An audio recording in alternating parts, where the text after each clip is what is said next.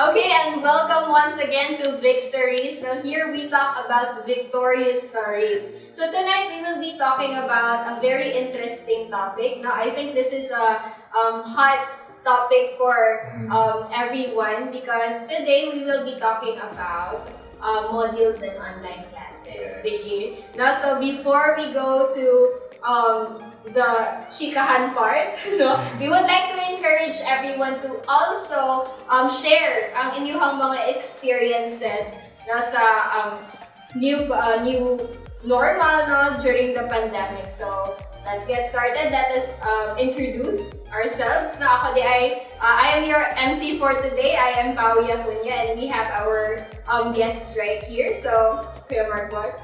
Hi Paula, hi Sean. I'm Marco Basadre. I am one of the primary leaders of GCM. By profession, I am a college instructor in one of the universities in Caraga. And also I'm a student in the graduate school. So I'm both a teacher and also a student. Wow. No, so grabe. I think ikaw gid ang perfect na guest na to for tonight. Okay, makarelate ka on both both ends. No? So, sige, how about Shani? So, good evening sa tanan. Ako di ay si Christian May L. Oro. Shan lang for short. Yeah. First year student. Ang nag-take of Bachelor of Science in Genetic Engineering. So, yeah. Wow, no, so Shan, angay na ba may mag-nose din? Yes. Bigyan tayo math, no? Pero sige, thank you so much for that. So this time, no, let's talk about the challenges that you have encountered. Kasi, di ba, I believe everyone has encountered lots of challenges, Yes. especially pagsugod sa 2020 bang murag unsa man natulog ra ta ani narata sa balay permente no. So pagsugod sa pandemic, grabe ang pag-insert sa new normal. And I know we've all been adjusting. No, so let's talk about the challenges that you have encountered so far. So how about you, Shan, as a student? So, sa ako, as a student, ang first yun is, kanang, pag-uwan yun di ba, kanang, di man yun taanan, kaya sa atin, Yes. kanang face-to-face yun tayo. Tapos, ang nakuan is, naanda na to, na teacher sa ato bakan, pag-todo sa ato. And sa ako is, ang sa pag-discuss, kay, problem dyan ang internet. First, man dyan na, kay, kanang, pag mag-video, night times na maputol, pero, luckily sa ako is, dili po record kayo na. Pero pag na lisod jud masabot, especially if putol-putol jud ang connection. Yeah, So, that's right. tas ang isa po is, mag-send lang man sila PPT or PDF. Naim ka ng pag-numbers, lisod jud siya sabdo na ka na magbasa lang jud biya ka, lisod siya. So, struggle kayo kay hanap jud ka way. Para kailangan jud yung maghanap ng way para masabtan mo ng kana na subject, kana na topic. Kay kung di ka maghanap ng way, ang pagkong pasar na. So, struggle kayo siya kana isa na sa bina-base na ako. And also, kay kana nagagamit toan data, tas ako is tong first month na sa klase, is nag-use pa akong phone, kaya ako internet sa balay. So, pag mag-on ka data, pati mga notifications sa mga social media, mang-pop, medyo na siya. So, ma-distract. Distraction, isa dyan na. Tapos, di na ma-priority ang mga schoolworks. Yeah. Kaya mas ma-priority, ay mas ma-focus yung attention sa Facebook, Instagram, YouTube, mga Yeah, that's right. Bakuhin sa imo, bakuhin tanawa sa ako. So, ma-distract ka, malimutan niyo sa struggle siya. Need yun kayo kuhan sa imo mind. So, mga to siya. Sige, so yeah, grabe. I think Yes. dagan yung makarelate. Yes, I can also relate to that. No, I think not Yes. just the students, but also the teachers part. No? So sige, how about you, Kuya? Well, we know na these challenges the pandemic has brought has brought a lot of challenges, even specifically on the educational system. No? That's right. That's why in delivering also the instructions, our classroom management, apektado gid po because of this new normal. And so, first, when we did a preparation, because we believe, I hope that you understand and you know this one, that all the lessons and assessments na inyong ginahimo are gina-prepare din sa inyo ang teachers and even the university, the school. So, una, the challenge is really to migrate the lessons in a digital platform. So, somehow I consider myself as techie, pero lahi na good when you are not used to sa pag-migrate, kibali sa mga lessons na fully online. That is also a challenge. And second is on checking the assessment. So, for the students, naglisod sa assessment, paghimo sa assessment, remember also that teachers are also doing a lot of work sa pag-check sa inyong assessment. So, it's like kung unsa ang inyong gihatag sa inyong naman assessments, it is expected po na amo na siyang i-check o amo ang basahon. So, the more na mahatag og assessments ang teacher, the more po chekunon or work sa teachers, right? And delivering instructions because we are, I think, as mentioned by Sean kanina, we are used to physical interaction wherein makita gani ang teacher. But this time, limited na lang tungkol kay, even though na online platform, na ay Google Meet, na ay mga pamaagi to have video conferencing. Pero as mentioned po kanina, internet is one of the challenges. Problema yun internet. So how can we deliver instructions na dili lang basahon sa estudyante but also kanang pag-storya gid kailangan naman itong istorya ang instructions. That is also one of the challenges. And then another, aside from the classroom management, we consider also time management as a challenge. Both for the teachers and sa mga students. Kaya una, pwede nato i-relate ang internet connection. Kaya for example, ang internet connection is pas-pas around 12 a.m. Midnight. Right? Alauna, alas 10. I don't know if you have experienced this one in your area, pero sa mo location tungkol kay lower man, na hinay gid siya ang internet connection. And so, kung mutrabaho ka, mas productive yung trabaho sa evening. So somehow, kung dili na nimo ma-manage imong time, so maka-apekto din siya sa imong schedule ng mga activities. Dili lang karon ba sa mga following. And then, the last is support system. I think I mentioned this one. I'm also a student. For the teachers also, support system is very important. Kanang simple na support system wherein you miss to work together with your co-workers. Dahil kay naamay mga video conferences pero lahi naman gid na storya, na conversation face-to-face. And of course, as a student I'm a student in the graduate school, though we are expected to be more matured with college or even in the elementary and in the high school.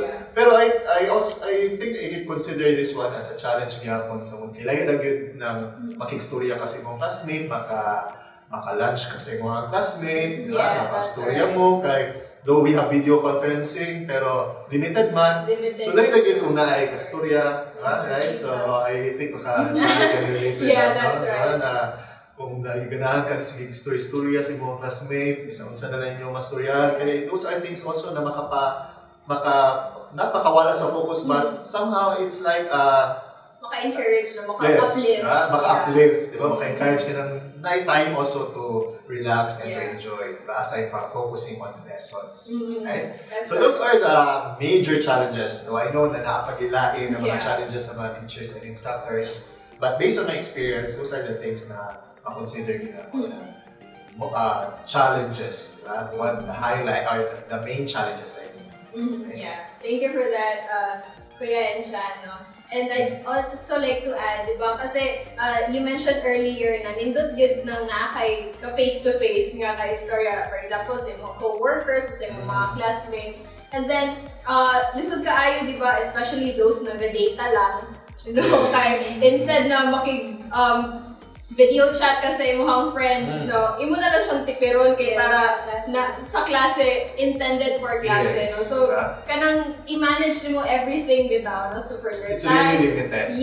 It's really limited. So, murag gibutang ta inside a box bitaw na mo lang niya ka itong mabuhat for now, So, grabe siya ka-challenging. In fact, in my case, dili ko inana ka-friendly compared sa uban. So, it's a challenge sa mga isa ko na pa. How much more for those people na grabe, ganahan gid maging storya, right? So, I think that is also something good na naka-apekto yun sa ilang self po. Yes. Sila focus sa online class, even silang well-being.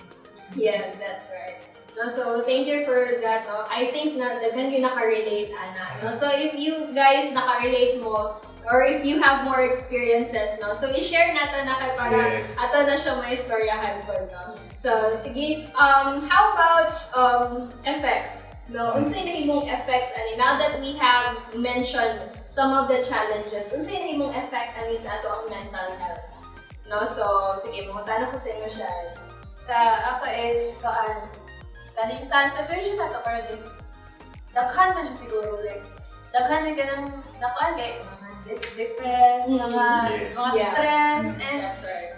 dili pud ko exemption dili ko makuan kay isa pud ko sa nag-struggle kanang mentally dili kay kuan Mentally exhausted. oo Yeah. kay kanang sa school kanang ma-pressure ka kanang Yes. feeling kanang dili kay feeling mo dili enough ang imong ginahimo so mas ma-pressure ka uy tama pa ba niya ako gikuan sa enough na ba ni kung para makuha pa ni na grado inga na kay kanang kaning dili ka kuan kay bala problema ka kay ala para sa mo bagsa kay sa ako sa school na is kanang sa first para na month is di pa kay sila maghatag kay nag-adjust pa sa tapos kanang pati ako like no, ako himo. Kanina na ganito. Ako na no ay nagkuhan sa kusap. Ako himo kasi sila ka-busy. Sobrang stress na nakakakusap. So, mentally di siya maayo. Tapos, kanang sa katong gaming po ni Sir sa kanang support system gani, kanang dili maka-interact sa mga amigo. Yeah. Feeling lonely. Feeling lonely ka. Tapos, kanang ako ra isa diri ako ra sa ako dapo na ako kay ako ra isa sa balay tapos makakanto ako raman mag-overthink galing ka mga Yes. So, overthinking, grabe siya, especially if you are isolated. yes grabe So, grabe good na siya ma-struggle. And I think everyone could relate to that. tapos di dyan siya maayo kay sa kanyang kada overthink nimo tapos mas instant na na yung makaroon na ng relationship sa imong amigo kay feeling nimo dili ka na Feeling betrayed. feeling mo, wala na sila dito sa ako. Tapos, kanang, madaot na yung hunahunat sa inaha. So, dili dyan siya maayo. Tapos, lisod, kanang, grabe dyan kayo kakuha na ako mentally karon na struggle with work na kayo. Pero, okay naman, laban lang. Laban lang yun. Yes. No, so, grabe siya na effects, no? So, sige, how about you, Kuya? Well, based on the challenges na akong i-mention, napo siya somehow yung risk or yung risk factors sa ato ang mental health. So, we understand mental health na varied yun siya because kung sa naka-apekto sa imuha, di ba? Posibleng dili ko na siya maka-apekto sa uban. Right? That's what we understand with mental health. That's why there are also people na mahimuno na kasayo naman anong na-frustrate man ka, na-depress man ka. Diba? But not knowing na lain-lain din ang tao. Right? That's why it's very important to understand that mental health is really a concern. Right?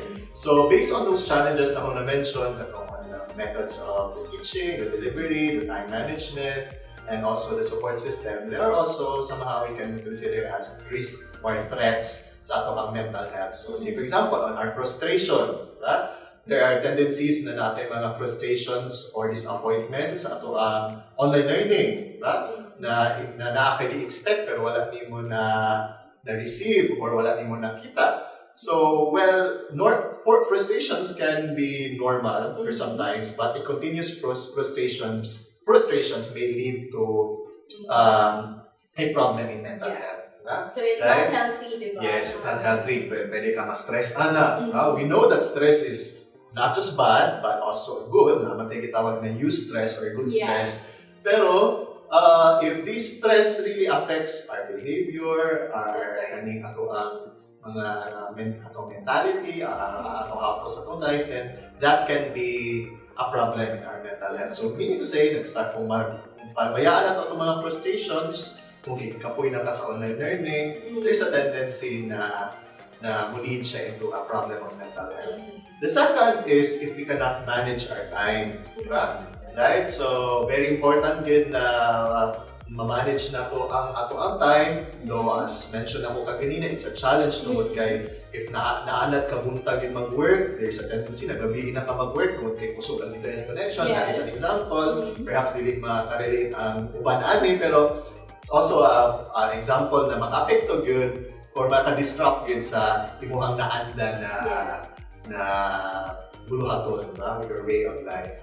So that is also something that we have to manage tungod kay maka-apekto man siya sa to ang mental health. So, naiuban sad as a student, if na mga dili na ito mabuhat na mga task na magpatong-patong, tungod kay wala na ito na-manage. And you mentioned ni Sean kanina na so pag online, dali na ito ma-distract kay instead na mag-tanaw sa ato ang mga lessons, posibleng mag-Facebook na lang.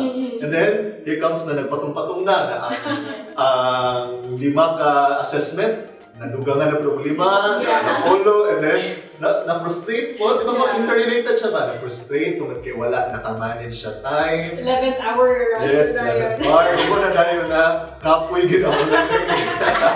Right? So, that is also something na kinahanglan po na to tanawon kay maka-apekto man po ang dili balansyado na time, diba? Sa ato ang mental health. And the last, which I think very important, is lacking on support system. Diba? And it may lead to isolation or the feeling of being alone. Diba? Right? So kung kulang sa support system, maglisod ta na face problem. Diba? Wala mo encourage ato. Or we remember na with just simple topic lang na or yung na laman lang, that can actually help. Diba? And if di nato na ma-feel na, then that is also something na maka-apekto na po sa atong mentality and even sa ato ang self, even sa physical. Yes. Kasi posible di na kaganan maligo. Because kay dili na ka wala na kay social life. So, wala rin motivation na maligo. Yes. Maninood mo ka po. Yeah, so that can be a factor, a risk or a threat na maka-apekta sa atong mental health. Okay, but then again, as mentioned ako kanina, lain-lain yun. Perhaps na yung mga other factors na kinahanglan nato i-face, kinahanglan ninyo i-face in your own, na ma-identify niyo mo na naka-apekto sa inyong mental health. Kaya lain-lain yun ang mga tao o mga factors or events. That's right. Yes. Yeah, so I'd also like to add, there are also mga working students, so grabe ang exhaustion siguro sa mga working students nato nga kanang go-work sila at the same time go-study sila, so naay mga dugang expenses sa internet connection, so kinahanglan magpalit og kanang mga devices na kinahanglan nato for the online learning kasi challenging kung cellphone na ang gamit, di ba siya? And there are also people na nawalan og trabaho. That's right. Because of the pandemic. So, kung nag-eskwela sila, posible na nag-hisod na sila ang eskwela, pero wala naman sila source of income. That's right. Yes. And also, naay mga organizations na wala nadawat og scholarship nowadays. Yes. Tungod kay, limited. supposedly, ang fund nga for scholars na gidonate sa kanang sa COVID-19 na nga problem. So, grabe gid murag nagpatong-patong bitaw ang mga problems. And I think that is kanang reason enough nga ma-frustrate ta, ma-stress ta, so, grabe dyan. So, sige. So, enough of that, let's talk about the adjustments that you made to address those problems. So, sige, how about you, Shan? So, sa ako is, nag-aan ka sa first ako dyan kamalingon. Kanang sa personally sa diba? Kay, kanang, i-ikuan na sa office, maging buutan kasi ng mga kay, kanang, wala mo with lain makakonsen. So, karoon na situation kay di na kita makakonsen sa mga friends. So, imo na dyan selfie mo kauban. So, ang ako na learn ko ka is kanang mag-iutan ka. First, ako kanang makakagay ko, nakakanawa ako nahimo. Na ako yung mga plano mahimo. Tapos, di na ako mahimo. Tapos, bigyan ko, okay na. Napayag mga. Ginakuan na dyan ako. Gina-encourage ako pagalingon. Tapos, kanang, kanang, dili, ayaw dyan i-stress mo self. Kanang, mga ako ginakuan na. Karon mali ako mo anam-anam. Kung kinsa tong mga doon na deadlines, may anahon kay para dili ka makuan sa deadlines na kuan. Tapos kanang i-manage ginaka lang ako time, gina-manage. Kung kanang sa una taas kay kag time sa social media like Facebook 2 hours Instagram 2 hours, kanang gani YouTube 3 hours. Karon is limit na, kanang Facebook 30 minutes ka. Kanang nga na lang kay para mas ma-focus ako attention sa mga schoolworks. Kay lisod na akong deadlines, basi dili mo mao kay basi dili nakakapas, so ano na mo kuan. So, mao na siya, mao na ako ginahimo mga adjustments. So, kuan laki po kay maayo po ang effect. Kay naging effective po siya. Tapos kanan sa friends pod is instead na mag-overthink ko, ako na lang mo-reach out. Kanang kinakamusta na lang ako sila. Mo-chat na ako sa ila, kung okay pa sila. So, ginawa pa ba? Ano nga naman, kinakamusta. Kay wala dyan mahimo kung mag-isip ko, mabigo po ka na ko din sila. Kanang nga na, kaniwa dyan, ma-stress na ka. So, mo na siya. Mo na, effective dyan siya. Yeah, no? So being understanding and compassionate to yourself and also to your friends. No? So that's very nice. Thank you for sharing And that. it's good if we know the challenges, then we can do something like the adjustments. Okay? Some people they always think of the challenges. Diba? Not knowing na we can actually do something para ma-lessen itong atong mga problema or itong mga concerns. So, it's good na na-mention ni Chan kanina na may mga challenges, but there are ways to cope with those challenges. So we will not let those challenges cripple us. Yes. Kasi there are certainly ways on how to overcome those challenges. Exactly. Sige. So thank you so much for that. No? So this time we will have a short break. And we will continue answering some of questions later when we get back.